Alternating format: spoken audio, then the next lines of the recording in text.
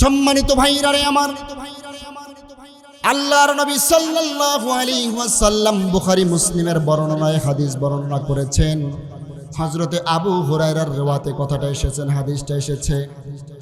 হযরতে আবু হুরায়রা রাদিয়াল্লাহু তাআলা আনহু বলেন, অতীতের জমানায় একজন আল্লাহর বান্দা জীবনে এমন গুনাহ করেছে তার আমলনামা তালাশ করলে একটা নেকিও খুঁজে পাওয়া যাবে না। তার মানে শুধু গুনাহ করেছে, এতটাই পাপিষ্ঠ।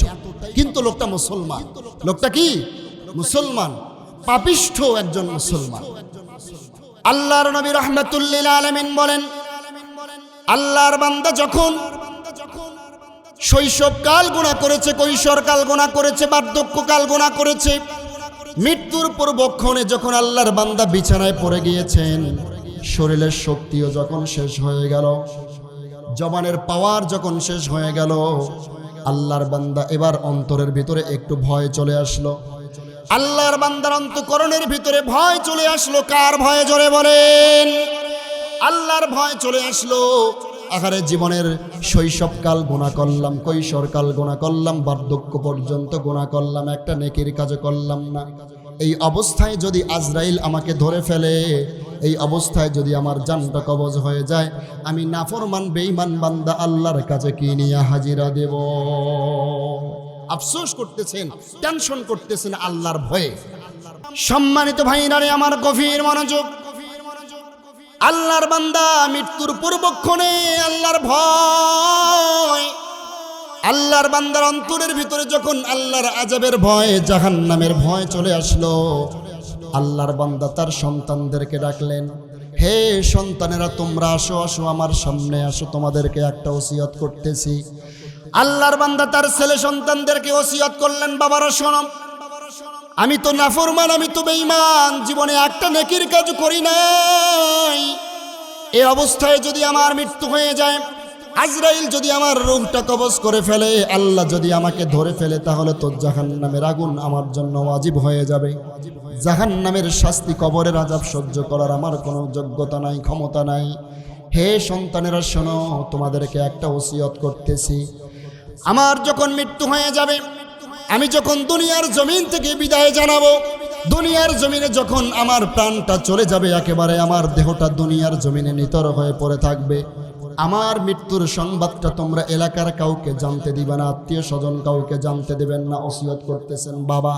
কাদেরকে ওসিয়ত করতেছেন? সন্তানদেরকে ওসিয়ত করতেছেন। কি ওসিয়ত? হে বাবারা, সন্তানেরা শোনো, আমি যখন মারা যাব, আমার মৃত্যুর সংবাদটা তোমরা কাউকে জানতে দিবা না।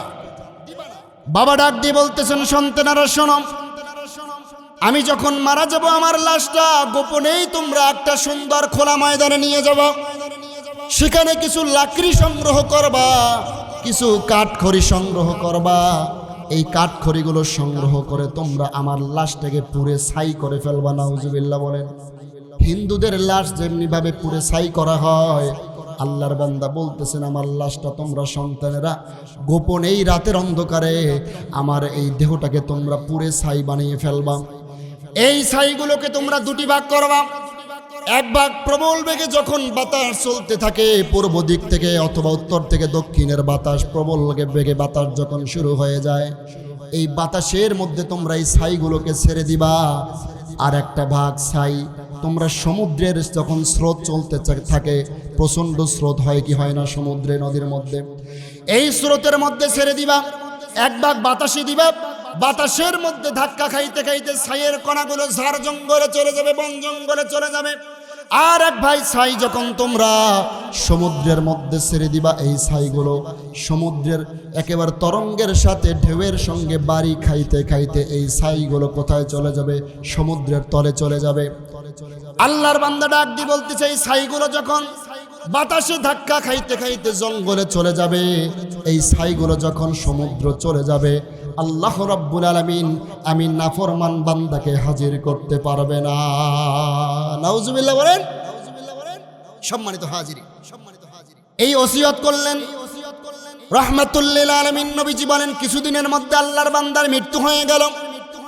সন্তানরা বাবার ওসিয়ত পূরণ করলো।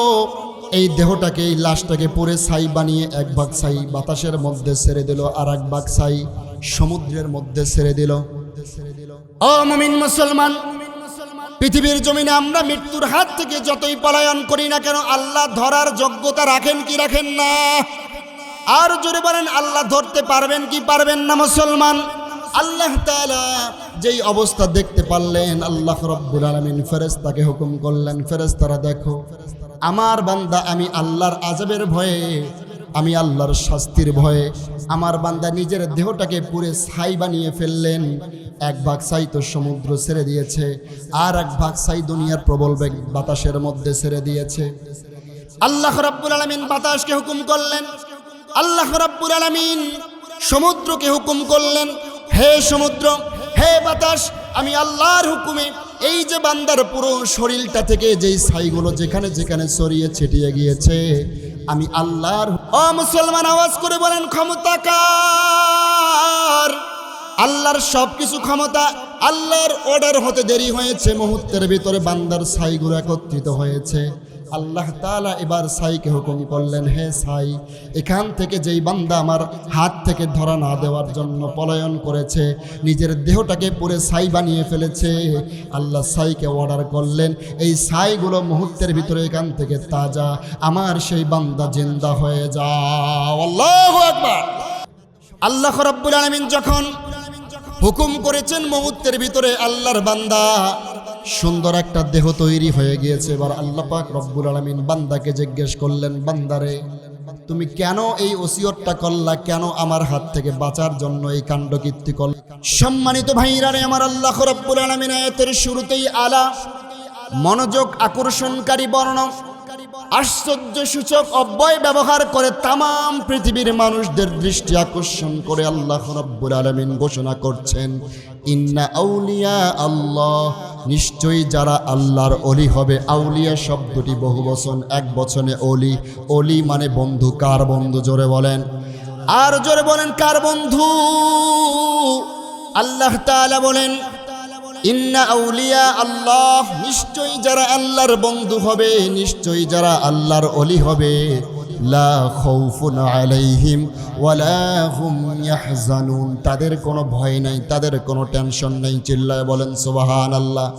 যারা আল্লাহর বন্ধু হবে, যারা আল্লাহর অলি হবে, রে আল্লাহর গোলাম, তাদের কোনো ভয় নাই, তাদের কোনো টেনশন নেই, বরং আল্লাহ রাব্বুল আলামিন তাদের জন্য সুসংবাদ দিয়েছেন। আল্লাহ রাব্বুল আলামিন সেই সুসংবাদের কথাটাও কোরআনে কারীমের ভিতরে জানিয়ে দিয়েছেন। আল্লাহ রাব্বুল আলামিন জানিয়ে দেন, লাহুমুল বুশরা ফিল হায়াতিদ দুনিয়া ওয়া ফিল আখিরাহ। আল্লাহু আকবার বলেন। যারা আল্লাহর বন্ধু হবে, যারা আল্লাহর ওলি হবে, তাদের কোনো ভয় নাই, তাদের কোনো টেনশন নাই। লাহুমুল বুশরা ফিল হায়াতিদ দুনিয়া ওয়া ফিল আখিরাহ, দুনিয়ার জীবন আখিরাতের জীবন উভয় জীবনে তাদের জন্য রয়েছে বুশরা, মানে সুসংবাদ। সুবহানাল্লাহ বলেন। কার পক্ষ থেকে সুসংবাদ? দুনিয়ার জীবন আখিরাতের জীবন উভয় জীবনে আল্লাহ পাক রব্বুল আলামিন সুসংবাদের কথা জানিয়ে দিয়েছেন। সম্মানিত ভাইরা রে আমার, দুনিয়ার জীবনের সুসংবাদটা কি, পরকালের জীবনের সুসংবাদটা কি, সে কথাও আল্লাহ পাক রব্বুল আলামিন কোরআনে কারীমের ভিতরে জানিয়ে দিয়েছেন। দুনিয়ার জীবনের সুসংবাদের কথাটা আল্লাহ রব্বুল আলামিন পবিত্র কোরআনে কারীমে সূরা আল বাকারা 257 নম্বর আয়াতে কারিমার ভিতরে জানিয়ে দিয়েছেন। আল্লাহ ঘোষণা দিয়ে জানিয়ে দেন, আল্লাহু ওয়ালিয়ুল্লাযীনা আমানু ইউখরিজুহুম মিনাজ-যুলুমাতি ইলান-নূর। আল্লাহ রাব্বুল আলামিন ডাক দিয়ে বলেন, পৃথিবীর বান্দা বান্দিরা শোনো, যারা দুনিয়ার জমিনে আমি আল্লাহর বন্ধু হবে, আমি আল্লাহর ওলি হবে, তাদের কোনো ভয় নাই। তারা কিভাবে চলবে, তারা কি খাবে, কি পরিধান করবে, তাদের কোনো ভয় নাই, তাদের কোনো টেনশন নাই। কারণ হলো আল্লাহু ওয়ালিয়ুল্লাযীনা আমানু, যারা ঈমানদার, যারা ঈমান এনেছে, আল্লাহ বলেন আমি আল্লাহ হচ্ছি তাদের অভিভাবক। সুবহানাল্লাহ বলেন। আমাদের অভিভাবক কে? জোরে বলেন। যারা ঈমান এনেছে তাদের অভিভাবক কে? আর জোরে বলেন মুসলমান, তাদের অভিভাবক কে? আল্লাহ হচ্ছেন তাদের অভিভাবক। আল্লাহ রাব্বুল আলামিন বলেন ইউখরিজুনাহুম মিনাজ যুলুমাতি ইলান নূর। আল্লাহ তাআলা যাদের অভিভাবক হবেন আল্লাহ পাক তাদেরকে অন্ধকারের পথ থেকে হেদায়েতের পথ তথা আলোর পথে ধাবিত করবেন। সুবহানাল্লাহ। এটা হলো দুনিয়ার জীবনের সুসংবাদ, দুনিয়ার ফায়দা। সম্মানিত ভাইরা রে আমার গভীর মনোযোগ, আখিরাতের জীবনের সুসংবাদ কি সে কথাও আল্লাহ রাব্বুল আলামিন পবিত্র কোরআনে কারীমের ভিতরে জানিয়ে দিয়েছেন। আল্লাহ তাআলা সূরা বুরুজের 11 নম্বর আয়াতে কারিমার ভিতরে পরকালের জীবনের সুসংবাদের কথাটা আল্লাহ রাব্বুল আলামিন জানিয়ে দিচ্ছেন। আল্লাহ তাআলা বলেন ইন্নাল্লাযীনা আমানু ওয়া আমিলুস সালিহাতি লাহুম জান্নাতুন তাজরি মিন তাহতিহাল আনহার। আল্লাহু আকবার, জোরে বলেন। সম্মানিত ভাইরা রে আমার, যারা আল্লাহর বন্ধু হবে, যারা আল্লাহর ওলি হবে, আল্লাহ রাব্বুল আলামিন তাদের জন্য পরকালে কি সুসংবাদ রেখেছেন রে আল্লাহর গোলাম। আল্লাহ তাআলা বলেন ইন্নাল্লাযীনা আমানু, যারা ঈমান এনেছে, ওয়া আমিলুস সালিহাত, এবং সৎ কাজ করেছে, সৎকর্ম করেছে, আল্লাহ রাব্বুল আলামিন বলেন লাহুম জান্নাতুন তাজরি মিন তাহতিহাল আনহার। আল্লাহ রাব্বুল আলামিন তার বন্ধুদের জন্য রেখেছেন জান্নাত। সুবহানাল্লাহ বলেন। এমন একটা জান্নাত আল্লাহ তাআলা রেখেছেন রে আল্লাহর গোলাম, যেই জান্নাতের তলদেশে আল্লাহ তাআলা ঝর্ণা নহর জারি করে দিয়েছেন। যালিকাল ফাউজুল কাবীর। এটা হলো মুমিন মুসলমানদের জন্য অনেক বড় মহা সাফল্য, ঠিক কিনা জোরে বলেন। তার মানে আল্লাহর যারা বন্ধু হবে, আল্লাহর যারা ওলি হবে, দুনিয়ার জীবনে তাদের জন্য রয়েছে সুসংবাদ, আখিরাতের জীবনও তাদের জন্য রয়েছে সুসংবাদ, ঠিক কিনা জোরে বলেন। কিন্তু ভাইরা রে আমার, যারা আল্লাহর বন্ধু না হয়ে আল্লাহর শত্রু হবে, তাদের জন্য কি সুসংবাদ নাকি দুঃসংবাদ? যারা আল্লাহর বন্ধু হতে পারবে না রে আল্লাহর গোলাম, দুনিয়ার জীবনে অসংখ্য মানুষের বসবাস, সবাই কি আল্লাহর বন্ধু নাকি জোরে বলেন? এই যে কয়েকদিন আগে দেখেন বাউল শিল্পী বলল আল্লাহর কথার গোড়া মাথা নাকি বোঝে না, সে কি আল্লাহর বন্ধু না শত্রু? বলেন বলেন বলেন, যে আল্লাহকে নিয়ে কটূক্তি করে সে কি আল্লাহর বন্ধু না শত্রু? শত্রু। আল্লাহর শত্রুদের জন্য আল্লাহ রাব্বুল আলামিন সুসংবাদ দেন নাই, বরং দুঃসংবাদ দিয়েছেন, ঠিক কিনা জোরে বলেন। দুনিয়ার জীবনে তাদের জন্য বড় দুঃসংবাদ হলো আল্লাহ রাব্বুল আলামিন জানিয়ে দিয়েছেন ওয়াল্লাযীনা কাফারু আউলিয়াউহুমুত তাগুত। আল্লাহু আকবার। আল্লাহ রাব্বুল আলামিন বলেন যারা দুনিয়ার জীবনে আল্লাহর বন্ধু না হয়ে আল্লাহর শত্রু হবে, আল্লাহ রাব্বুল আলামিন তাদের জন্য আল্লাহ দুঃসংবাদ ঘোষণা করেছেন। তাদের অভিভাবক আল্লাহ নন, বরং তাদের অভিভাবক হলো তাগুত, মানে শয়তান, ঠিক কিনা জোরে বলেন। যারা আল্লাহর দুশ্মন, যারা আল্লাহর শত্রু, যারা কাফের, মুশরিক, বেঈমান, যাদের ভিতরে ঈমান নাই, তারা আল্লাহর দুশ্মন, আল্লাহর শত্রু। আল্লাহ বলেন তাদের অভিভাবকও আমি আল্লাহ নই, তাদের অভিভাবক হলো শয়তান, ঠিক কিনা? যাদের অভিভাবক শয়তান হবে, আল্লাহ তাআলা বলেছেন ইউখরিজুনাহুম মিনান নূরি ইলাজ যুলুমাত। আল্লাহ রাব্বুল আলামিন বলেন যাদের অভিভাবক শয়তান হবে, সেই শয়তান তাদেরকে কুমন্ত্রণা দিয়ে, ওয়াসওয়াসা দিয়ে সদা সর্বদা গুনাহের কাজে লিপ্ত রাখে, ঠিক কিনা জোরে বলে। দুনিয়ার জীবনে তাদের জন্য দুঃসংবাদ হলো তারা আল্লাহর বন্ধু যেহেতু নয়, আল্লাহর দুশ্মন, সুতরাং আল্লাহ তাদের অভিভাবক নন। আখিরাতের জীবনে তাদের জন্য বড় দুঃসংবাদ কি সে কথাও আল্লাহ জানিয়ে দিয়েছেন উলাইকা আসহাবুন নার হুম ফিহা খালিদুন। যারা আল্লাহর বন্ধু না হয়ে আল্লাহর শত্রু হবে, আল্লাহ পাক রব্বুল আলামিন তাদের জন্য অনন্ত অসীমকালের জন্য জাহান্নামের আগুন রেখেছেন। নাউজুবিল্লাহ বলে। আমার ভাইয়েরা, এখানে যারা রয়েছে, আমরা আল্লাহর বন্ধু হতে চাই না শত্রু হতে চাই? জোরে বলেন, আল্লাহর বন্ধু হতে চাই না শত্রু হতে চাই? কারা কারা আল্লাহর বন্ধু হতে চাই হাত উঁচু করে দেখায়। হাত নয়। তোমার মতো প্রিয় বন্ধু যার হৃদয়ে রয়, তার কি আর থাকতে পারে, তার কি আর থাকতে পারে চিন্তা মৃত্যুর ভয়। তো তোমার মতো প্রিয় বন্ধু যার হৃদয়ে রয়।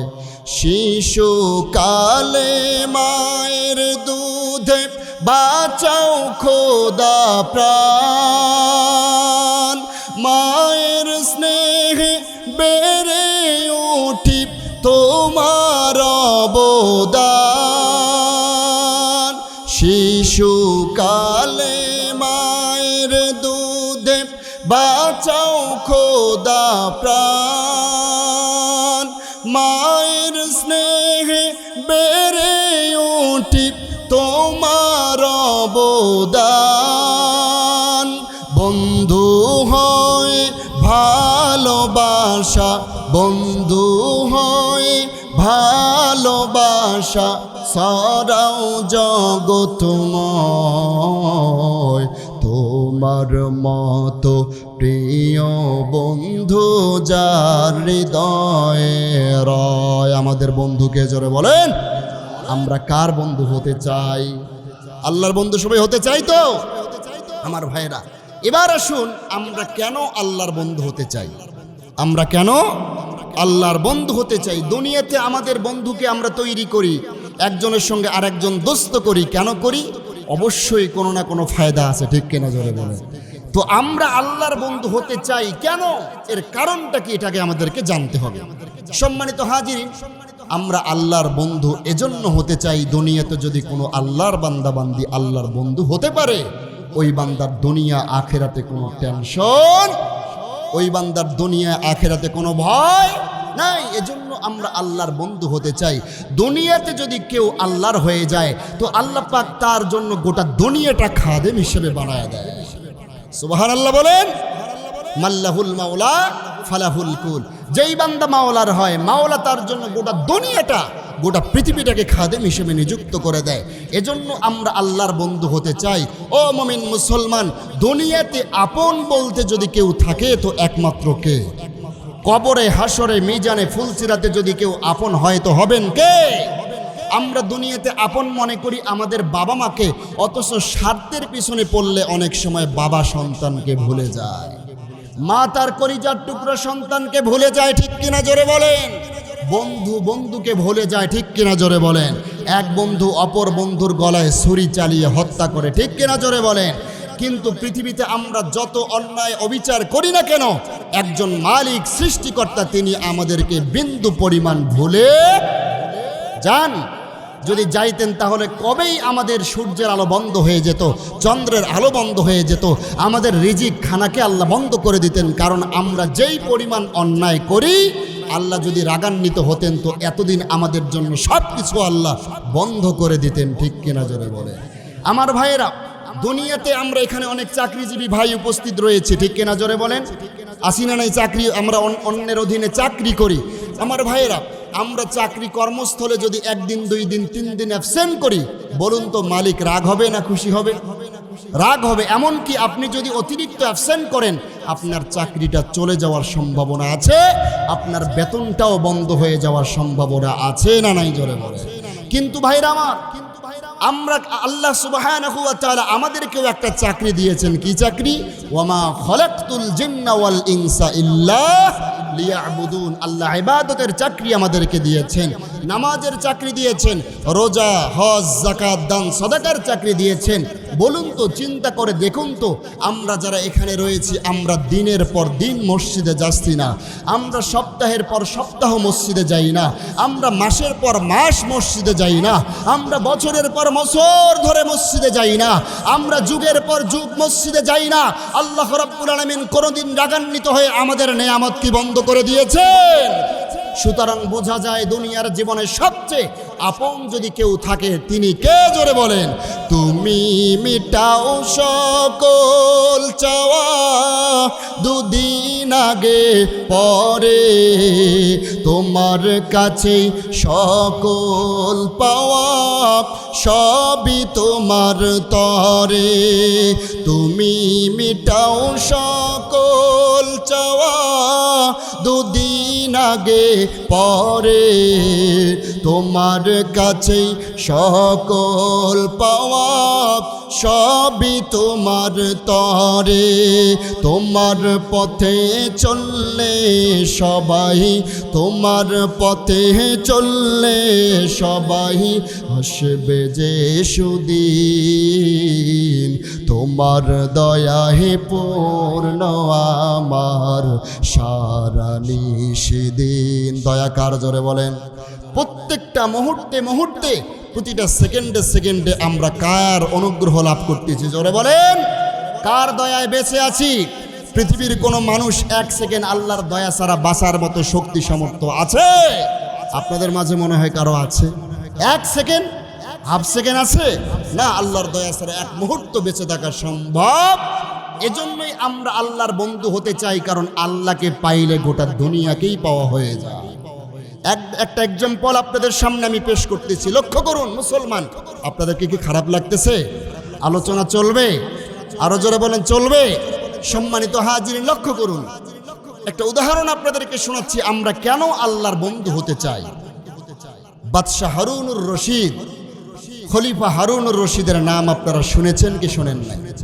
এই বাদশাহ হারুন একদিন সিংহাসনে বসে, তার রাজদরবারে বসে সমস্ত কর্মচারীদেরকে ডাকলেন, সামনে দাঁড় করায় সমস্ত কর্মচারীদেরকে একটা আনন্দের সংবাদ, খুশির সংবাদ দিলেন।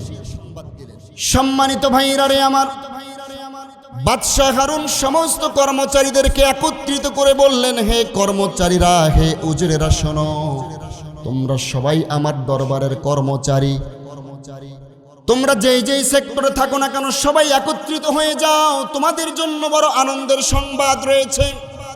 বাদশার মুখ থেকে আনন্দের সংবাদ, খুশির সুসংবাদ শোনার পরে মুহূর্তের ভিতরে কর্মচারীরা একত্রিত হয়ে গেল। এবার বাদশাহ মহোদয় সুন্দর করে তার একটা পুটলি বের করলেন, একটা ব্যাগ বের করলেন। এই ব্যাগের ভিতরে ছিল অসংখ্য স্বর্ণ মুদ্রা। এই স্বর্ণ মুদ্রাগুলো একটা বের করে সমস্ত কর্মচারীদেরকে বললেন, কর্মচারীরা শোনো, এই যে থলে দেখা যায়, এই থলের ভিতরে অসংখ্য স্বর্ণ মুদ্রা রয়েছে। এই স্বর্ণ মুদ্রাগুলো তোমাদের সামনে আমি জমিনের উপরে ছড়িয়ে ছিটিয়ে দেব। তোমরা সবাই একসঙ্গে একই যোগে এই স্বর্ণ মুদ্রাগুলো নেওয়ার জন্য চেষ্টা করবা। যে ব্যক্তি একটা স্বর্ণ মুদ্রা পাবে তার একটা হয়ে যাবে, যে দুইটা পাবে দুইটা হবে, যে তিনটা পাবে তার জন্য তিনটাই হয়ে যাবে। আর একটা স্বর্ণ মুদ্রা যদি কোনো আল্লাহর বান্দি পেয়ে যায়, তার জন্য 1 বৎসর 2 বৎসর পর্যন্ত তার আর কামাই করা লাগবে না, তার আর কষ্ট করা লাগবে না। একটা স্বর্ণ মুদ্রা বিক্রি করে সে অল্প কিছুদিনের জন্য হলেও ধনী হয়ে যাবে, ঠিক কিনা? বাদশাহ এরকম অফার ঘোষণা করলেন। বলুন তো, তার দরবারের দাস দাসীরা, কর্মচারীরা খুশি হবে না বেজার হবে? জীবনে এরকম অফার পান নাই। আজকে এই অফারটা কাজে লাগাবার জন্য সবাই তাড়াহুড়া করে হুমড়ি খেয়ে দৌড়াদৌড়ি করে এসে বাদশার সামনে হাজির হয়ে গেছে। আর বাদশাহ মহোদয় এবার স্বর্ণ মুদ্রাগুলো বের করে সবার সামনে ছড়িয়ে ছিটিয়ে দিলেন এবং বললেন, ঠিক আছে, এখন তোমরা সবাই এগুলো কুড়িয়ে কুড়িয়ে সংগ্রহ করো। সম্মানিত ভাইরা রে আমার, ফাও জিনিস পাইলে একটু বেশি নেওয়ার চেষ্টা করে সবাই, ঠিক কিনা বলে? ওই যে কোনো এক আল্লাহর বান্দার নতুন সাদা লঙ্গি পরে যাচ্ছিল শ্বশুর বাড়ি, মাঝখানে রাস্তার মোড়ে দেখে আলকাতরা বিতরণ হচ্ছে। আলকাতরা চিনেন না আপনারা? কালো জিনিস। তো আল্লাহর বান্দাও গিয়েছে, কয় আমাকেও একটু দেন। তো বলছে, আপনার কি পাত্র আছে? বলে, পাত্র নাই, ভাড়া কিছু নাই, সাথে বোতল আছে, কিছুই নাই। বলে, দেন তো, আমি লঙ্গিতেই নেই। লঙ্গিটা একটু উঁচু করে ধরেছে, আল্লাহর বান্দা সেখানে আলকাতরা নিয়েছে। বলেন তো, এই বান্দার মতো নির্বোধ বোকা দুনিয়াতে কেউ আছে?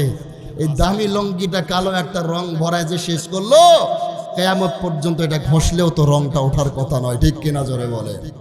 তো বাদশাহ যেই মাত্র হুকুম করেছে, বাদশার কথা শুনে সবাই হুমড়ি খেয়ে স্বর্ণ মুদ্রা নেওয়ার জন্য দৌড়াদৌড়ি ছোটাছুটি শুরু করেছে। কে কার উপরে পড়বে হুঁশ নাই, একেবারে বেহুশ অবস্থা শুরু হয়ে গিয়েছে। সম্মানিত ভাইরা রে আমার, গভীর মনোযোগ।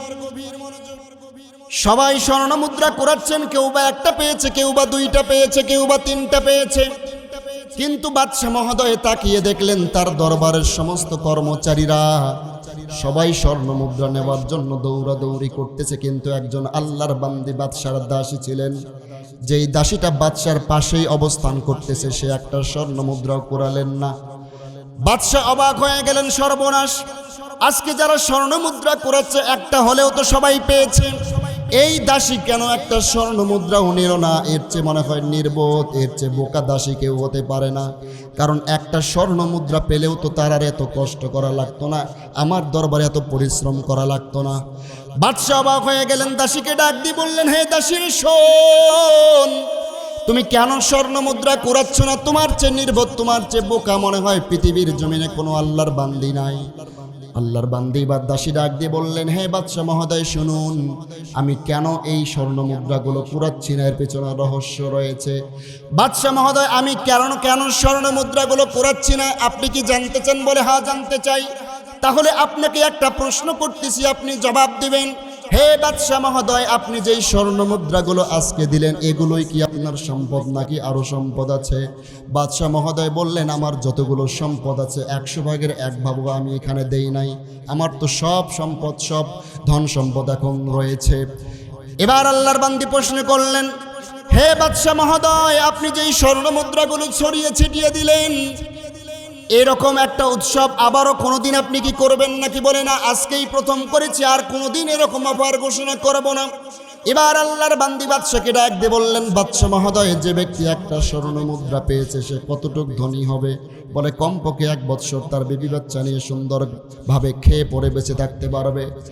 এ কথা শুনে, বাদশার কথা শুনে দাসী এবার হতভম্ব হয়ে বাদশাকে ডাক দিয়ে বললেন, বাদশাহ শোনেন, আমি নির্বোধ নই, আমি বোকা নই, বরং আমি বিচক্ষণ আল্লাহর বান্দি, ঠিক কিনা জোরে বলেন। আল্লাহর বান্দি ডাক দিয়ে বলতেছেন, হে বাদশাহ মহোদয়, আপনি যেই স্বর্ণ মুদ্রাগুলো দিয়েছেন, আমি যদি একটা পাইতাম তাহলে একটা দিয়ে 1 বৎসর ভালো চলতাম, তারপরে কি করব? অথচ আমি তো আপনার চেহারার দিকে তাকায় আছি, কারণ আপনার দেহরক্ষী সমস্ত কর্মচারীরা সবাই স্বর্ণ মুদ্রা নেওয়ার জন্য দৌড়াদৌড়ি করতেছে। এই ফাঁকে পৃথিবীর জমিন থেকে যদি কোনো একজন দুশ্মন আপনার কল্লাটা আলাদা করে দেয়, কোনো একজন দুশ্মন যদি আপনার উপর আক্রমণ করে ফেলে, আপনি তো বুঝতেই পারবেন না, আপনি দুনিয়ার জমিন থেকে চলে যাবেন। এজন্য সবাই যখন স্বর্ণ মুদ্রা নেওয়ার জন্য দৌড়াদৌড়ি করতেছে, আমি আল্লাহর বান্দি, আপনার একজন সেবিকা, আপনার একজন খাদেমা, আমি আপনার চেহারার দিকে তাকায় আছি, যেন কোনো আল্লাহর বান্দা দুনিয়ার জমিনের কোনো দুশ্মন যেন আপনার কোনো ক্ষতি করতে না পারে। সুবহানাল্লাহ। কারণ আপনি যতদিন বেঁচে থাকবেন, আর আমি যতদিন এই ঘরের খাদেম হিসেবে থাকব, যতদিন আমি দাসী হিসেবে থাকবো রে আল্লাহর গোলাম, ততদিন পর্যন্ত আপনার কাছ থেকে আমি বেতন পাবো, ততদিন পর্যন্ত আপনার কাছ থেকে আমি উপহার পাবো, ততদিন পর্যন্ত আমি আপনার কাছেই সুন্দরভাবে বেঁচে থাকতে পারবো। আর আপনি যদি দুনিয়ার জমিন থেকে বিদায় হয়ে যান, তাহলে আমার বেতন কে দিবে? তাহলে আমার চাকরির প্রমোশন কে করবে? আমি কার খেদমত করব? আমি তো আপনার সম্পদ চাই না, আপনার স্বর্ণ মুদ্রা চাই না, আমি চাই আপনি বাদশাকে। আপনি বাদশা বেঁচে থাকলে আমাকে বেতন দিবেন, যতদিন দুনিয়ায় বাঁচবো ততদিন আমার রিজিকের ব্যবস্থা হবে। কিন্তু আপনি যেদিন মরে যাবেন, তাহলে আমি তো আপনার খাদেমা হিসেবে, আপনার সেবিকা হিসেবে আমি আর থাকতে পারলাম না। এই কথাটা শোনার সাথে সাথে বাদশা অবাক হয়ে গেলেন। সব দেহরক্ষী, সব কর্মচারীরা, সব সেনাবাহিনীরা স্বর্ণ মুদ্রা নেওয়ার জন্য ব্যস্ত, অথচ একজন দাসী এতটাই বিচক্ষণ, আমার খেদমত, আমার জীবনটা রক্ষা করার জন্য ব্যস্ত। সুতরাং এই দাসীকে একটা নয়, দুইটা নয়, এই মজলিসে যতগুলো মানুষ স্বর্ণ মুদ্রা সবচেয়ে বেশি পেয়েছে, তার চেয়ে বেশি স্বর্ণ মুদ্রা দিয়েই আল্লাহর বান্দিকে সম্মাননা দেওয়া হয়েছিল। সুবহানাল্লাহ। সম্মানিত ভাইয়েরা, আমার এই কথা থেকে আপনাদেরকে বোঝাতে চাই, পৃথিবীর জমিনে আমরা যারা আল্লাহর বান্দা বান্দি রয়েছি, আমরা টাকা চাই না, আমরা বাড়ি চাই না, আমরা গাড়ি চাই না। মুমিন মুসলমান চাই আল্লাহকে, ঠিক কিনা জোরে বলেন। মুমিন মুসলমান বাড়ি চায় না, মুমিন মুসলমান গাড়ি চায় না, মুমিন মুসলমান চায় আল্লাহকে। কারণ যে ব্যক্তি আল্লাহর হয়ে যাবে, আর আল্লাহ যার জন্য হয়ে যাবে, গোটা দুনিয়া আল্লাহ তার খেদমতে দিয়ে দিবেন। সুবহানাল্লাহ বললেন না? আর জোরে বলেন সুবহানাল্লাহ। এজন্যই আমরা আল্লাহর বন্ধু হতে চাই, ঠিক কিনা জোরে বলেন। আমার ভাইরা, এবার আসুন, পৃথিবীতে অনেক মানুষের বসবাস, এই মানুষগুলোর মধ্য থেকে আল্লাহর বন্ধু কারা এটা জানার দরকার আছে না নাই? এখানে অনেক মানুষ উপস্থিত রয়েছেন, প্যান্ডেল ভরে গিয়েছে, বলেন আলহামদুলিল্লাহ। আমি আশা করছি আরও অনেকেই কিছুক্ষণের ভিতরে মাঠ এসে আজকের মাহফিলে বয়ান শুনে কিছুটা হলেও হৃদয়ের খোরাক, দিলের খোরাক নিয়ে তারা বাসায় যেতে পারবে। ঠিক কিনা জোরে বলেন। আমি যে কথাগুলো বলতেছি, আল্লাহ যেন সামনে এমন কিছু কথা বলান যার দ্বারায় আমার জন্য উপকার হয়, আপনাদেরও জন্য উপকার হয়, মা বোনদেরও জন্য উপকার হয়, ছোট বড় সবার জন্য যেন কল্যাণের হেদায়েতের জরিয়া হয়। বলেন আমিন। সম্মানিত ভাইয়েরা, পৃথিবীতে অনেক মানুষের বসবাস, এখানেও আমরা অনেক মানুষ উপস্থিত রয়েছি। আমরা আল্লাহর বন্ধু না শত্রু এটা জানার দরকার আছে না নাই? আল্লাহর বন্ধু কারা? আল্লাহ তাআলা আল্লাহর বন্ধুদের পরিচয় আমার তেলাওয়াতকৃত আয়াতের পরবর্তী আয়াতেই দিয়ে দিয়েছেন। সুবহানাল্লাহ বলেন। সম্মানিত ভাইরা রে আমার, আল্লাহ রাব্বুল আলামিন তার বন্ধুদের পরিচয় তুলে ধরে বলেন, আল্লাযীনা আমানু ওয়া কানু ইয়াত্তাকুন। আল্লাহু আকবার বলেন। আল্লাহ রাব্বুল আলামিন বলেন, পৃথিবীর বান্দা বান্দীরা শোনো, যাদের ভিতরে দুটি সিফাত পাওয়া যাবে রে আল্লাহর গোলাম, যাদের ভিতরে দুটি গুণ পাওয়া যাবে, আল্লাযীনা যারা আমানু ঈমান আনবে, ওয়া কানু ইয়াত্তাকুন এবং তাকওয়া অর্জন করবে, দুটি সিফাত যাদের ভিতরে পাওয়া যাবে, আল্লাহ বলেন তারাই হচ্ছে আমি আল্লাহর বন্ধু, আমি আল্লাহর ওলি। সুবহানাল্লাহ বলেন। এই দুটি সিফাত, একটি হলো ঈমান আর একটি হলো তাকওয়া, আমাদের ভিতরে আছে না নাই? যেভাবে বললেন দুই একজনে মনে হয় আমাদের ঈমানও নাই তাকওয়াও নাই। বলেন আমাদের ঈমান তাকওয়া আছে না নাই? হয়তোবা কারো একটু বেশি আছে, কারো একটু কম আছে। ঠিক কি না জোরে বলেন? কারণ আমরা তো এখানে কেউ কাফের নই। যদি কাফের হইতাম তো ঈমানও থাকতো না, তাকওয়াও থাকতো না। আমরা সবাই মুমিন মুসলমান। হয়তো কারো একটু ইবাদত বেশি আছে, কারো একটু বিশ্বাস বেশি আছে, কারো একটু কম আছে। টোটাল কথা হলো আমরা সবাই ঈমানদার। ঠিক কিনা জোরে বলেন? আমরা সবাই তাকওয়াবান। সম্মানিত হাজিরিন, একটি গুণের নাম হলো ঈমান আর একটি গুণের নাম হলো তাকওয়া। ঈমান সম্পর্কে আমরা সবাই জানি, ঈমান আরবি শব্দ যার শাব্দিক অর্থ হচ্ছে দৃঢ় বিশ্বাস, অন্তরের বিশ্বাস। আমানতু বিল্লাহি ওয়া মালাইকাতিহি ওয়া কুতুবিহি ওয়া রাসূলিহি ওয়াল ইয়াউমিল আখিরি ওয়াল কদরি খাইরিহি ওয়া শাররিহি মিনাল্লাহি তাআলা ওয়াল বা'সি বা'দাল মাউত। 7টি বিষয়ের উপর আমাদের ঈমান আছে না নাই? জোরে বলেন। সম্মানিত ভাইরা রে আমার, আমানতু বিল্লাহ, আমরা ঈমান এনেছি আল্লাহর উপর। ঠিক কিনা জোরে বলেন। ওয়া মালাইকাতিহি, 2 নাম্বার ফেরেশতাদের প্রতি ঈমান। আমাদের ফেরেশতাদের প্রতি ঈমান আছে না নাই? আল্লাহর আসমানি কিতাব সমূহের প্রতি ঈমান আছে না নাই? জোরে বলেন। আল্লাহর রসুলগণের প্রতি ঈমান, কিয়ামতের দিবসের প্রতি ঈমান, ভালো মন্দের প্রতি ঈমান, মৃত্যুর পর পুনরুত্থানের দিবসের জন্য ঈমান। এই 7টা বিষয়ের প্রতি প্রত্যেকটা মুমিন মুসলমান বিশ্বাস আছে না নাই? সুতরাং আমরা সবাই ঈমানদার, আমরা সবাই আল্লাহর ওলি, আল্লাহর বন্ধু। ঠিক কিনা জোরে বলেন? আমার ভাইরা, এখানে যারা রয়েছি আমরা খুশি হব এজন্য খুশি হব, কারণ হলো পৃথিবীতে আল্লাহ রাব্বুল আলামিন অসংখ্য মানুষ প্রেরণ করেছেন। আল্লাহ ইচ্ছা করলে আপনাকে আমাকে হিন্দুর ঘরে, খ্রিস্টানের ঘরে, কাফেরের ঘরে জন্ম দিতে পারতেন কি পারতেন না? আল্লাহ তাআলার কাছে কোনোদিন দরখাস্ত করি নাই, আল্লাহর কাছে কোনোদিন অ্যাপ্লিকেশন করি নাই, আল্লাহ আপনি আমাদেরকে মুসলমান ঘরে জন্ম দিয়ে বংশসূত্রে জন্মসূত্রে ঈমান দান করেন, এরকম আবেদন কেউ করেছিলেন? বিভাজন করেছিলেন? সম্মানিত মেহমান, আপনি করেছিলেন? আমি বক্তা, আমিও করি নাই। আল্লাহ রাব্বুল আলামিন বড় দয়া করে, বড় মায়া করে আমাদেরকে মুসলিম ঘরে জন্ম দিয়ে জন্মসূত্রে ঈমান দান করে আল্লাহর বন্ধুর কাতারেই আমাদেরকে রেখেছে। ঠিক কিনা? এজন্য আমরা সবাই দরখাস্ত ছাড়াই আল্লাহর বন্ধু। ঠিক কিনা জোরে বলেন? অথচ এই ঈমান আনার কারণে সাহাবায়ে কেরামদের ইতিহাস পড়ে দেখবেন, লম্বা চৌড়া ইতিহাস আপনাদেরকে শোনাতে পাচ্ছি না। হযরতে বেলালের ইতিহাস পড়বেন, খাব্বাব, খুবাইব, আব্দুল্লাহ বিন হুযাইফা সহ অসংখ্য সাহাবীদের জীবনী পড়ে দেখবেন তারা ইসলামের জন্য কি পরিমাণ কষ্ট স্বীকার করেছেন। ঈমান আনার পরে তাদের উপরে কি পরিমাণ জুলুম নির্যাতনের শিকার হতে হয়েছিল। হযরতে খাব্বাব রাদিয়াল্লাহু তাআলা আনহুকে জ্বলন্ত আঙ্গারের উপরে শায়িত করা হয়েছিল। হযরতে খুবাইবকে শুলিতে চড়ানো হয়েছিল। দেখেন, আমরা তো ফাঁসির কাছে গেলে ভয়ে থরথর করে কাঁপি, অথচ খুবাইব রাদিয়াল্লাহু তাআলা আনহু শুলিতে চড়ার উপরে, শুলি বলতে বোঝানো হয় তৎকালীন সময়ে সবচেয়ে যন্ত্রণাদায়ক, কষ্টদায়ক মৃত্যু। একটা কাঠের তক্তা রাখা হতো, দুই পাশে হাতটাকে টান করে পেরেক লাগাইয়া দেওয়া হতো, এরপর তীরের আঘাত, বল্লভের আঘাত, ধনুকের আঘাতে রক্তাক্ত করা হতো। খুবাইব রাদিয়াল্লাহু তাআলা আনহু সেই শুলিতে চড়া অবস্থায় একটা কবিতা আবৃত্তি করেছিলেন, যেই কবিতার কথাগুলো বুখারী শরীফের হাদিসের মধ্যে এসেছে। সুবহানাল্লাহ। বলেন হযরতে খুবাইব বলেছিলেন, ওয়ালাস্তু উবালি হাইনা উকতালু মুসলিমান, ওয়ালাস্তু উবালি হাইনা উকতালু মুসলিমান আলা আই শাক্কিন কানা ফিল্লাহি মাসরাই ওয়া যালিকা ফি যাতিল ইলাহি ওয়া ইন ইয়াশা ইউবারিক আলা আওসালিম শিলওয়িম মুমাজ্জাই। আল্লাহু আকবার। বলেন খুবাইব রাদিয়াল্লাহু তাআলা আনহুর পুরো শরীরটা রক্তাক্ত, তিনি দুনিয়ার জমিন থেকে বিদায় হবেন।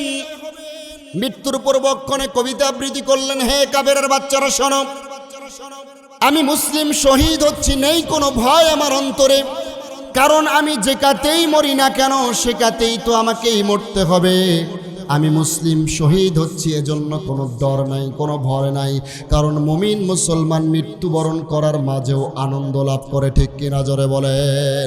খুবাইব রাদিয়াল্লাহু তাআলা আনহু ফাঁসির কাছে শুলিতে চড়া অবস্থায় কবিতা আবৃত্তি করে কাফেরদেরকে জানিয়ে দিয়েছিলেন, আমি যে শহীদ হচ্ছি এজন্য বিন্দু পরিমাণ আমার আফসোস নাই, বরং আমি অনেক অনেক আনন্দিত। জোরে কোন সুবহানাল্লাহ।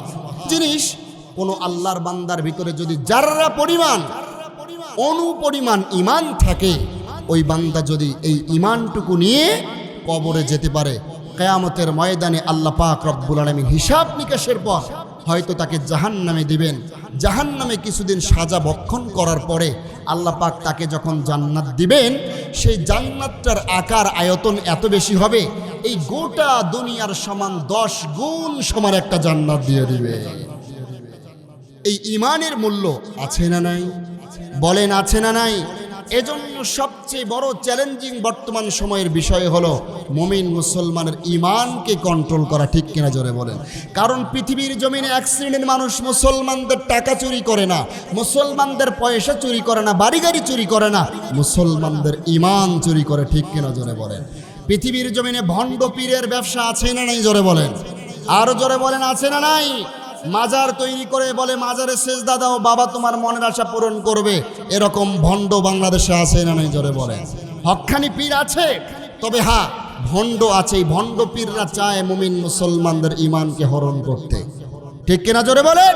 মুমিন মুসলমানদের বিশ্বাসটাকে নষ্ট করতে হয়। এজন্য সম্মানিত হাজিরিন, তারা চায় মুমিন মুসলমানদের ঈমান নষ্ট করে জাহান্নামের আসামি বানাবে। ও মুমিন মুসলমান, ঈমান যেহেতু দামি জিনিস, এই দামি জিনিসটুকু হেফাজত করার জন্য আপনাকে আমাকে সতর্ক থাকতে হবে, সাবধান থাকতে হবে। ঠিক কিনা জোরে বলেন। আচ্ছা বলুন, আমাদের দেশে স্বর্ণ দামি জিনিস না কম দামি জিনিস? আপনাদের গ্রামে এই কেত্তিবাড়ি এলাকায় স্বর্ণ কি মন হিসেবে বিক্রি হয়, টন হিসেবে বিক্রি হয়, কি হিসেবে বিক্রি হয় বাজান? হ্যাঁ, আনা অথবা রতি হিসেবে বিক্রি হয়। কেন এই জিনিসটার এত ছোট্ট জিনিসের এত মূল্য কেন বেশি? কারণ স্বর্ণ যেহেতু দামি জিনিস, এই দামি জিনিসের কিঞ্চিত পরিমাণ অনুপরিমাণ স্বর্ণেরও অনেক দাম। ঠিক কিনা জোরে বলেন। সম্মানিত হাজিরিন, একটা এক্সাম্পল আপনাদেরকে দেই, আর তখন আপনারা বুঝতে পারবেন ঈমান কতটাই দামি জিনিস, কেমনে হেফাজত করবেন। ধরে নেন এই আল্লাহর বান্দার আল্লাহ পাক রব্বুল আলামিন আমাদের এই মুরব্বী বাজানকে এমন একটা সম্পদ দিয়েছেন, এমন একটা হীরকখণ্ড গাইবী সাহায্যে দিয়েছেন, যে হীরকখণ্ডটা বিক্রি করলে আপনাদের এই পুরো হাতীবান্ধা জেলাটাকে, থানাটা কেনা যাবে। এরকম একটা দামি সম্পদ যদি আল্লাহর বান্দার ভিতরে থাকে, ওনার কাছে যদি থাকে, বলুন তো চোর কি আমার কাছে আসবে না ওনার কাছে যাবে? ওনার কাছে যাবে। ডাকাত যদি আগমন করে, আমার কাছে আসবে না ওনার কাছে যাবে? ওনার কাছে যাবে। কেন যাবে? কারণ দামি সম্পদটা তার কাছে আছে। এই দামি সম্পদটা ছিনিয়ে নেওয়ার জন্য সদা সর্বদা চোরেরা, ডাকাতেরা তারা সদা সর্বদাই চেষ্টা করবে কিভাবে দামি জিনিসটা তারা ছিনিয়ে নিতে পারে। ঠিক কিনা জোরে বলেন। সম্মানিত হাজিরিন, ধরে নেন আল্লাহর বান্দা সেই দামি সম্পদটা নিয়ে রাত্রেবেলায় ঘুমাইছে। বলেন তো ঘুমটা কি মনে হয় আরামের ঘুম হবে? বলেন বলেন। আল্লাহর বান্দার স্ত্রী তো আছেই পাশে, আল্লাহর বান্দা দামি সম্পদ পকেটে নিয়ে ঘুমাবে আর টেনশন করবে, আরে রাত্রিবেলায় যদি ঘুমায়া যাই না জানি স্ত্রী গলায় ছুরি চালিয়ে আমাকে হত্যা করবে, আর এই দামি সম্পদটা নিয়ে যাবে আর বলবে এই দামি সম্পদ থাকলে তোমার মতো কলিমদ্দি সলিমদ্দি হাজারটা স্বামী ভাগ্যে জুটবে। ঠিক কিনা জোরে বলে? নিজের সন্তানও বাবার গলায় ছুরি চালিয়ে হত্যা করার সম্ভাবনা আছে। ও মুমিন মুসলমান, এই দামি সম্পদ ইনার কাছে আছে। বলুন তো, ইনার কাছে যদি কোনো ডাকাত আসে, খন্তা পাশুন বড় বড় ছোট ছোট কাঁচি কুড়াল নিয়ে আসবে নাকি? না, বড় বড় রাইফেল নিয়ে আসবে, বড় বড় মেশিন গান নিয়ে আসবে, অস্ত্রপাতি নিয়ে আসবে। কারণ যেহেতু দামি জিনিস চিন্তাই করবে, তাদের অস্ত্রপাতিগুলোও দামি হয়। ঠিক কিনা জোরে বলেন? আচ্ছা ধরে নেন আল্লাহর বান্দার কাছে এই স্বর্ণটুকু, এই দামি সম্পদটুকু ছিনিয়ে নেওয়ার জন্য কোনো ডাকাতের দল আসছে। ইনি দেখার সাথেই কি ডাকাতকে এই সম্পদটুকু দিয়ে দিবে? নিজের শরীরে যতক্ষণ পর্যন্ত রক্ত থাকবে, হুঁশ থাকবে, ততক্ষণ পর্যন্ত ডাকাতের সঙ্গে মোকাবেলা করবে। ঠিক কিনা জোরে বলেন? আল্লাহর বান্দা বলবে প্রয়োজনে আমার হাত কেটে ফেলো, প্রয়োজনে আমার কল্লা আলাদা করে দাও, এরপরেও দামি সম্পদ দেব না। ঠিক কিনা বলেন? এই দামি সম্পদটুকু উনি কেন দেবে না? কারণ এই দামি সম্পদের মূল্য হলো পুরা এই ইউনিয়নটা অথবা পুরা থানাটা, জেলাটা কেনা যাবে। এতটুকু দামি সম্পদ ওনার কাছে থাকলে যদি উনি হাত দিতে পারে, কল্লা দিতে পারে। ও মুমিন মুসলমান, একটু লক্ষ্য করুন, ঈমান অত্যন্ত দামি জিনিস। আপনার আমার হৃদয়ের ভিতরে যেই ঈমান অবস্থান করছে, সেই ঈমান হেফাজত করার জন্য মুমিন মুসলমান জান দিতে হবে, প্রাণ দিতে হবে, কল্লা দিতে হবে, ঈমান দেওয়া যাবে না। ঠিক কিনা জোরে বলে? কারণ হলো এই ঈমান, যার্রা পরিমাণ ঈমান নিয়ে যদি আমরা কবরে যেতে পারি, যার্রা পরিমাণ ঈমানের মূল্য, ওনার একটা স্বর্ণ মুদ্রার মূল্য তো একটা জেলা কেনা যায়। কিন্তু আমার যার্রা পরিমাণ ঈমান থাকলে গোটা দুনিয়ার সমান, 10 দুনিয়ার সমান জান্নাত পাওয়া যায়। এজন্য যেহেতু যার্রা পরিমাণ ঈমান থাকলে দুনিয়ার 10 গুণ সমান একটা জান্নাত পাওয়া যাবে, এই দামি সম্পদ যার ভিতরে থাকবে, বলুন তো তার কাছে ডাকাত আসবে কি আসবে না? এরা টাকা পয়সা চুরি করার ডাকাত নয়, এরা মুমিন মুসলমানদের ঈমান হরণ করা ডাকাত। কিছু বলবো কি? রাগ হবেন আপনারা? বাংলাদেশে একটা গ্রুপ আছে, তারা গান গায়। কি গান গায় বলবো? রাগ হবেন না তো আবার? তারা গান গায়, আমি যাইতাম যাইতাম গো নিশা বাবার দরবারে, আমি যাইতাম যাইতাম গো নিশা বাবার দরবারে, ওরে বাবার বিরহ জ্বালা, বাবার বিরহ জ্বালা জলে অন্তরে, আমি যাইতাম যাইতাম গো নিশা বাবার দরবারে, বাবা জানা আমার নূরেরই পুতুল, বাবা জানা আমার গোলাপেরই ফুল। নাউজুবিল্লাহ বলেন। বাবা নাকি নূরের পুতুল, গোলাপের ফুল। জিন পরি ফেরেশতা এখন বাবার জিকিরে। নাউজুবিল্লাহ বলেন। জিন পরি ফেরেশতা নাকি বাবার জিকিরে। এই ভণ্ডরা গান গায়। বলতে পারেন হুজুর এগুলো গান মনে হয় আপনি বানিয়ে বলতেছে। রে যুবক ভাইরা, আপনারা গুগলে সার্চ দেবেন, দেখবেন এরকম একটা মুরিদের গ্রুপ আছে, একটা পীরের গ্রুপ আছে, তাদের মুরিদরা এই গানগুলো ঢোল তবলা বাজায় আর বলে। ঠিক কিনা জোরে বলে? আর একটা গ্রুপ আছে, তারা আবার গান গায়, আমি পাপী গুনাহগার বান্দা দয়াল কেমনে হব রে পার, ওহে লাল চাঁদ নৌকার মাঝি আমায় করিও পার। আছে না নাই? চিন্তা করেন, কিয়ামতের দিন নবী সুপারিশ না করলে আমরা কেউ জান্নাতে যেতে পারবো না। নবীরা পর্যন্ত নাফসি নাফসি করতে থাকবে, আর এই বাবা নাকি আমাদেরকে পার করবে। নাউজুবিল্লাহ বলেন। তারা গান গায়, ওরে হযরত আলী নৌকার মাঝি ফাতেমা জামিনদার। আমি বলি এই ভণ্ডদেরকে জুতা দিয়ে সাইজ করার দরকার। ঠিক কিনা জোরে বলে মুসলমান? এই গ্রুপের গান শুনে আর এক পীর তাদের মুরিদদের আরো উন্নত গান বের করছে। একটু বলবো?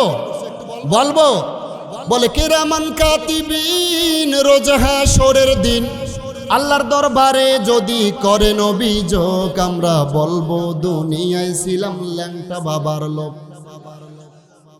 চিন্তা করেন, ল্যাংটা বাবা, তালা বাবা, সালা বাবা, জট বাবা, তবলা বাবা, এদের মুরিদ হয়ে এরা ফুটানি দেখায়। ও মুমিন মুসলমান, গানটা যদি এভাবে গাইতো কেমন হতো? কেরামান কাতিবিন রোজ হাশরের দিন আল্লাহর দরবারে যদি করেন অভিযোগ, আমরা বলবো দুনিয়ায় ছিলাম বিশ্ব নবীর উম্মত। বিশ্ব নবীর উম্মত বললেও তো কাজে লাগতো। তারা বলে ল্যাংটা বাবার মুরিদ হয়ে ফুটানি দেখায়। ও মুমিন মুসলমান, বলুন তো এই গানগুলো যুবকদেরকে আকর্ষণ করে, তারাও এগুলো হেডফোন লাগিয়ে লাগিয়ে শোনে, আকর্ষণ পায়, মজা পায়। এই মজার ভিতরে ইমান চলে যায়, ঠিক কিনা জোরে বলেন? ইমান যেহেতু দামি জিনিস, ইমান সস্তায় আমরা বিক্রি করব না, ইমানকে ধরে রাখতে হবে, ঠিক কিনা জোরে বলেন? আল্লাহর নবী সাল্লাল্লাহু আলাইহি ওয়াসাল্লাম আমাদেরকে জানিয়ে দিয়েছেন, হে উম্মতেরা, কিয়ামতের পূর্বে তোমাদের কাছে ইমান বিধ্বংসী অসংখ্য ফিতনার আগমন ঘটবে, তোমরা সাবধান থাকো, তোমরা তোমাদের ইমানকে বিক্রি করিও না।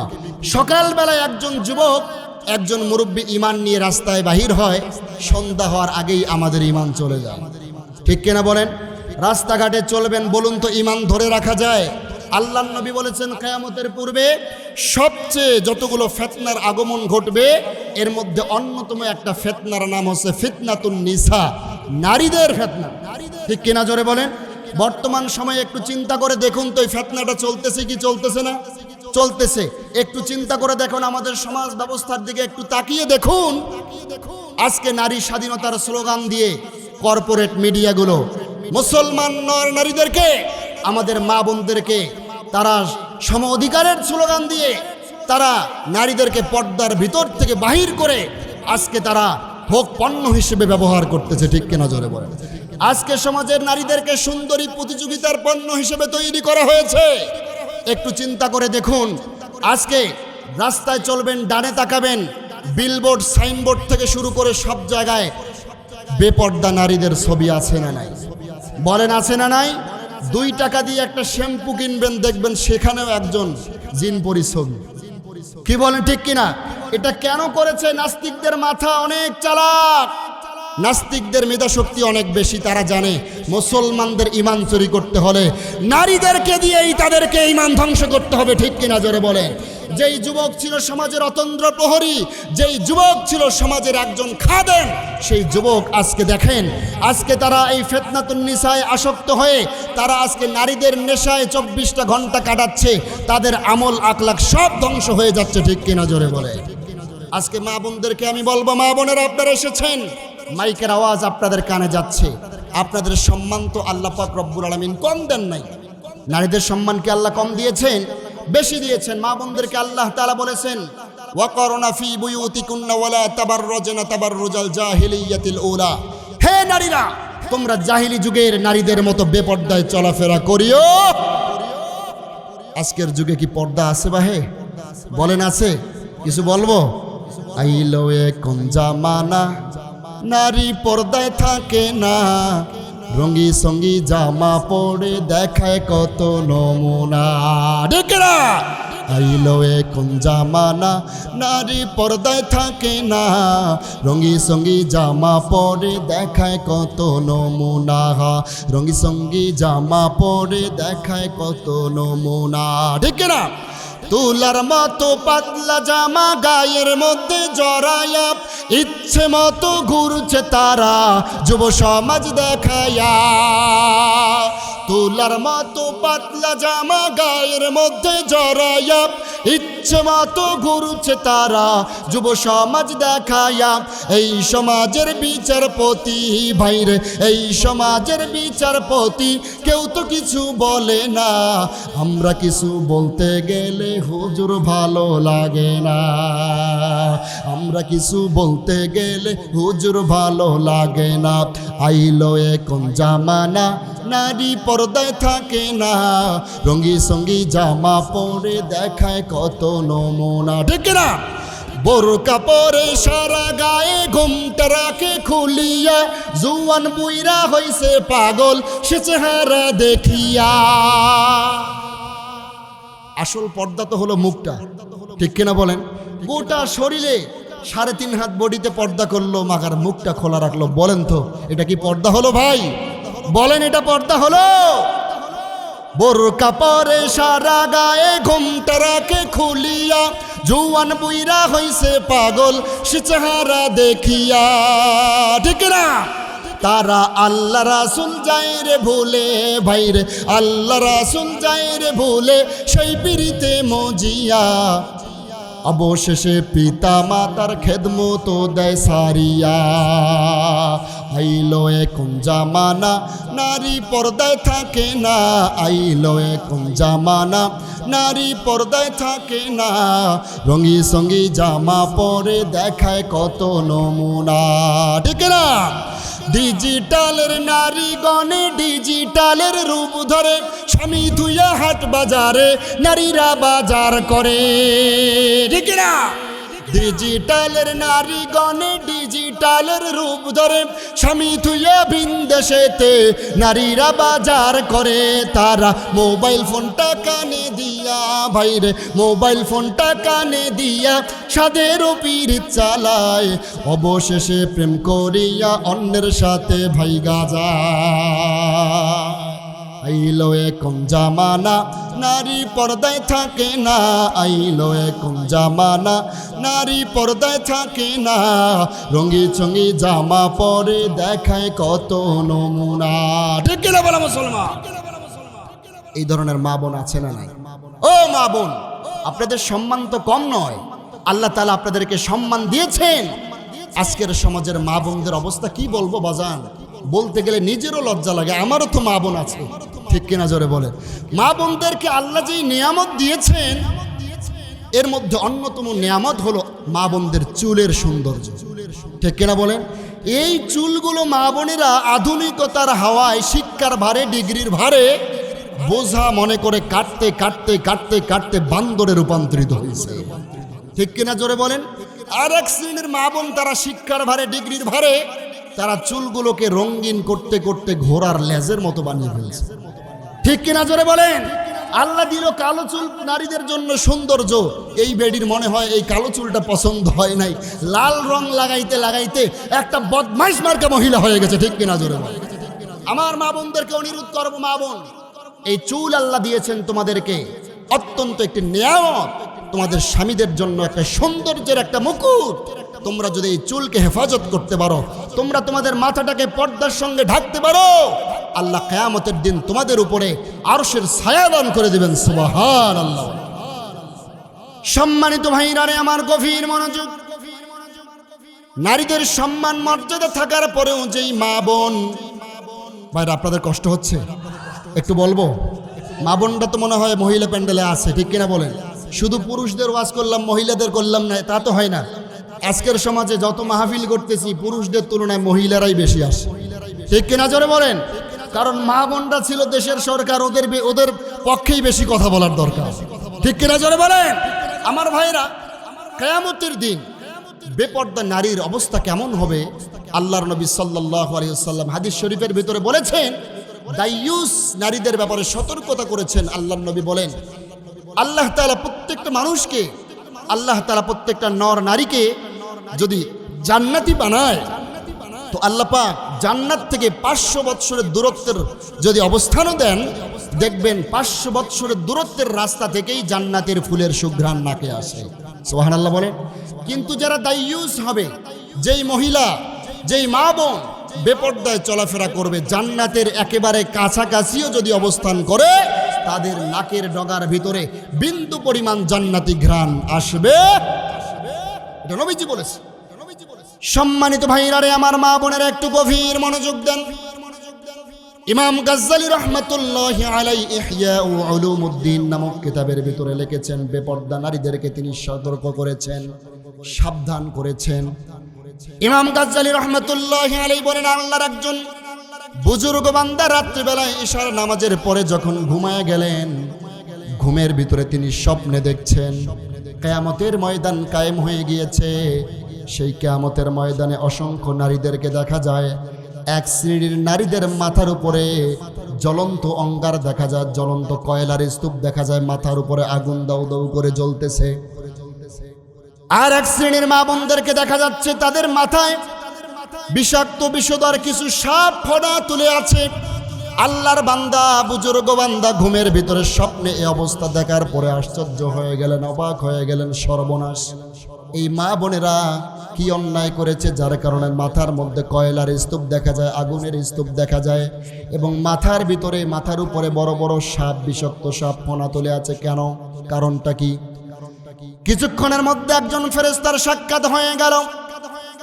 আল্লাহর ওলি বুজুর্গ বান্দা ফেরেশতাকে ডাক দিয়ে বললেন, হে ফেরেশতা শোনো, এই যে অসংখ্য মা বোনদেরকে দেখা যাচ্ছে, কারো মাথার উপরে বিষাক্ত সাপ দেখা যায়, কারো মাথার উপরে জ্বলন্ত আগুন দেখা যায়, অঙ্গার দেখা যায়, কয়লা দেখা যায়।